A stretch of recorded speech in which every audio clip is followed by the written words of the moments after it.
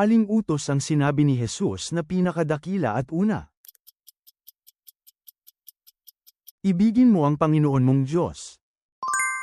Ayon sa Roma, ano ang nilalabanan ng sinumang sumasalungat sa awtoridad? Sa utos ng Diyos. Sino sa mga kapatid ni Jesus ang naging pinuno ng iglesia sa Jerusalem? Santiago. Ano ang ipinayo ni Pablo na inumin ni Timoteo ng kaunti para sa madalas niyang sakit sa tiyan? Alak. Ano ang nangyari nang tumawid ang mga Israelita sa Ilog Jordan patungo sa lupang pangako?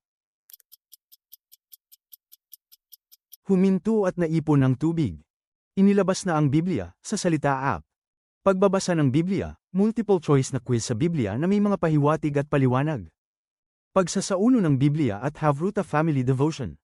Maaari mo itong i-install sa pamamagitan ng pag-click sa link ng profile ng channel.